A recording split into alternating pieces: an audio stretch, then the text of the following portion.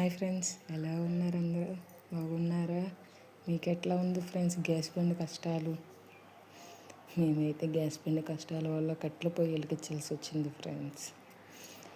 ఈరోజు మా అమ్మ చేపల కూర వండుతుంది ఫ్రెండ్స్. ప్రాసెస్ మొత్తం చూడండి. ఫస్ట్ కడాయి పెట్టుకొని దాంట్లో తగినంత నూనె పోసుకొని, చేపల కూర కాబట్టి మనకి ఎక్కువే నూనె పడుతుంది ఫ్రెండ్స్. కొంచెం ఉల్లిపాయలు, పచ్చిమిర్చి, కొంచెం పసుపు వేసి అది ఫ్రై అయ్యే వరకు మనం కొంతసేపు ఫ్రై చేసుకోవాలి ఫ్రెండ్స్. నిజంగా మనం కట్టెల పొయ్యి వండితే ఆ టేస్టే వేరు ఫ్రెండ్స్.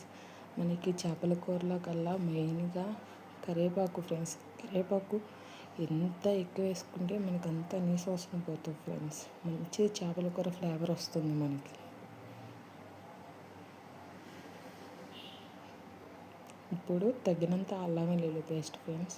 మా మా దగ్గర ఉన్న చేప ముక్కలకి తగినంత మా అమ్మగారు అంత వేసారు ఫ్రెండ్స్.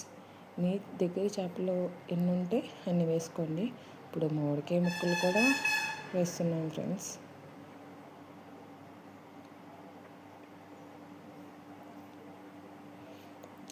మామిడికాయ ముక్కలు కొంచెం నూనెలో వేగితే మరింత టేస్ట్ వస్తుంది ఫ్రెండ్స్ చేపల కూర. ఇప్పుడు చేప ముక్కలు వేద్దాం ఫ్రెండ్స్.